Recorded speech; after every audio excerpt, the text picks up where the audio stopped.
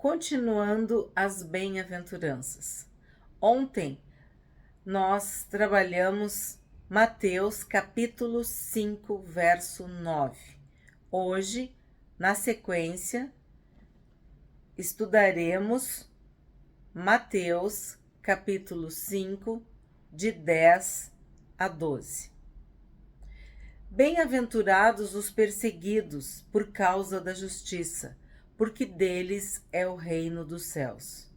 Bem-aventurados são vocês quando por minha causa os insultarem e os perseguirem, e mentindo disserem todo mal contra vocês. Alegrem-se e exultem, porque é grande a sua recompensa nos céus, pois assim perseguiram os profetas que viveram antes de vocês. Palavras do Senhor Jesus. Parece que não casa, não encaixa felicidade na mesma frase de perseguição. Mas é isso que Jesus está dizendo. Felizes os perseguidos por causa da justiça, porque deles é o reino dos céus. E ele complementa: felizes são vocês quando por minha causa os insultarem e os perseguirem, e mentindo disserem todo mal contra vocês. Tu ser perseguido por algo que tu fez de errado não tem felicidade nenhuma. A felicidade reside no fato disso ser uma mentira, uma injustiça. Porque tu tá sendo um sacrifício vivo de louvor a Deus. Desde Abel há injustiça na terra. Abel era mais justo que seu irmão. Por isso Caim o matou. Hoje em dia temos visto que há perseguições, sim, muitas vezes velada, disfarçada.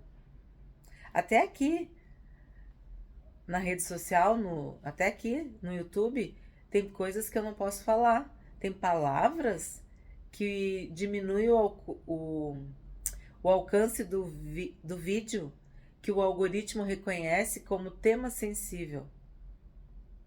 No livro de Provérbios, eu tive muitas saias justas. Por quê? Porque existe o politicamente correto. Só que o que nós pregamos é o que está na Bíblia. E no Brasil ainda existe liberdade religiosa. A gente ainda pode ler o que está escrito na Bíblia.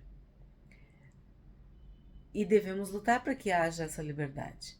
Mas nós sabemos que no mundo, muitos países não permitem que tu fale de Jesus.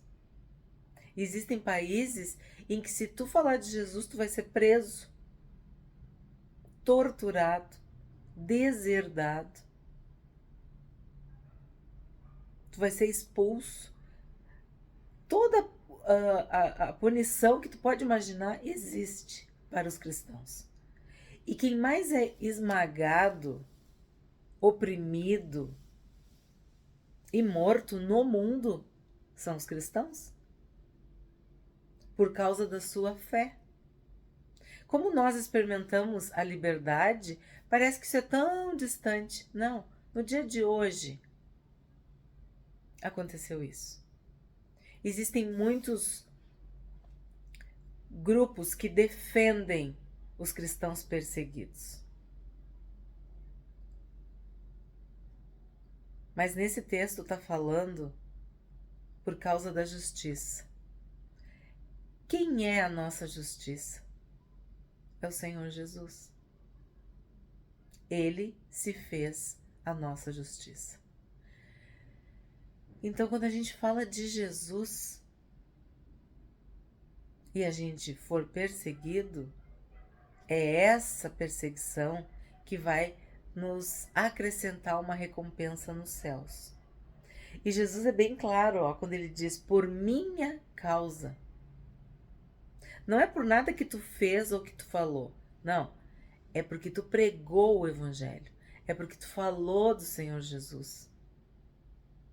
Existem culturas tão fechadas, tão materialistas, tão humanistas, que acham uma afronta tu pregar o evangelho. A Bíblia é mais capaz. Se tu for encontrado com a Bíblia, tu é morto, tu é preso. E não tô falando da Bíblia, o livro, pode ser um trecho, um pedaço, uma folha. Aí tu tá pensando assim, mas isso não é verdade. É verdade. Em 2023, isso continua acontecendo. E países que antes eram cristãos, países que antes pregaram o evangelho, países que antes exportaram missionários para o mundo, hoje estão frios. E veem na religião, na piedade, no cristianismo, no evangelho, uma opressão. Algo negativo. Vamos falar do ponto de vista da perseguição, assim, que Jesus falou ali, ó, insultar, caluniar, difamar, envergonhar, constranger, tudo isso é perseguição. Zombar, ridicularizar, perseguirem e mentindo. Olha bem, tem que ter mentira no meio, porque nós somos o povo santo dessa terra. O Espírito Santo habita em nós. Então nós santificamos. Então, para alguém nos perseguir, tem que ter mentira no meio. Tem que ter calúnia. Tem que ter difamação. Eles têm que inventar alguma coisa contra os cristãos. Porque o que o cristão prega? O amor a Deus, o amor ao próximo. O cristão genuíno, ele segue a Cristo. Então o que ele faz? Ele segue o exemplo de Jesus. O que a gente faz de errado? O que Jesus fez de errado para ser morto? Para ser perseguido? É a mesma coisa. Nós estamos no mundo, mas nós não somos do mundo. O mundo nos odeia. Por quê? Porque as trevas detestam a luz. Porque a luz denuncia a escuridão, denuncia as trevas. Aquilo que é feito escondido é iluminado e aparece, fica gigante. Porque é o Espírito Santo que nos convence do pecado, da justiça e do juízo. E isso incomoda muita gente. O crente, o cristão, quer fazer tudo certo. Sim, porque nós seguimos o exemplo de Jesus. Queremos fazer o melhor. E às vezes só isso já incomoda. Mas não é só pelo nosso bom exemplo. É pelas palavras condenatórias que tem na Bíblia. Porque quem está fazendo errado não quer ser repreendido. Não quer ser condenado. O que aconteceu com João Batista? Ele falava na cara de qualquer um os seus pecados. Ele dizia, arrependei-vos. E o que aconteceu com ele? Perdeu a cabeça. Literalmente. Ele morreu. Ele foi decapitado. Porque Herodes estava em pecado, fazendo coisas que não deveriam ser feitas. E João Batista denunciava esse pecado. Então, melhor jeito, vamos calar João Batista. E quantos profetas, quantos foram martirizados ao longo da história, porque condenavam o pecado. E hoje em dia não é diferente. Quando a gente fala do que está na Bíblia, não é o que eu acho, não é o que eu penso, é o que está na Bíblia. Ah, tu não pode julgar. Ah, tu não pode me apontar o dedo. Ah, tu não sei o quê. Mas não somos nós. É a lei de Deus. E a lei de Deus, ela é perfeita. Ela ilumina os olhos. Ela nos mostra um caminho. E isso o mundo não suporta. Isso as trevas não suportam. Não suportam. Quando tu denuncia o pecado.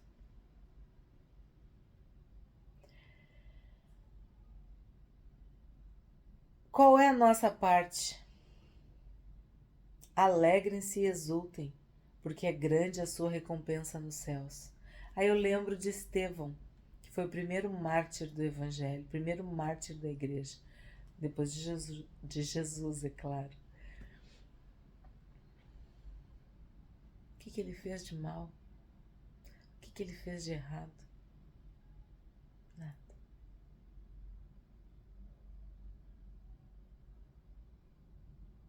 Foi apedrejado. E Paulo, que na época era Saulo, consentiu na sua morte. E diz que depositaram as vestes de Estevão aos pés de Saulo. E este Saulo se converteu, virou Paulo e foi perseguido. Muitos que afrontam o Evangelho, que às vezes leem a Bíblia para desvirtuar, acabam se convertendo. Em regimes fechados, existe uma igreja nos porões, subterrânea. As pessoas fazem de tudo para calar a igreja, mas não conseguem. E quanto mais perseguem, quanto mais batem, mais ela cresce. Porque é na perseguição que aparece o verdadeiro cristão. Até rimou. É na hora que a coisa aperta, fica difícil, dolorida, que tu vê. Porque os primeiros a abandonarem são aqueles em que a semente não germinou na terra fértil. Sabe aquela semente que caiu sobre a pedra e veio o sol e ela não aguentou? Ou aquela que caiu no meio dos espinhos e quando ela começou a crescer, ela foi sufocada? Que Deus nos livre disso. Que nós sejamos as sementes que caíram na boa terra, na terra fértil, na terra preta, na terra fofa e que deram muito fruto. Aqui fala que a nossa recompensa é nos céus. Então não espera reconhecimento, e eu vou te dizer uma coisa, não espera o livramento da perseguição, porque a Bíblia fala que a igreja será perseguida.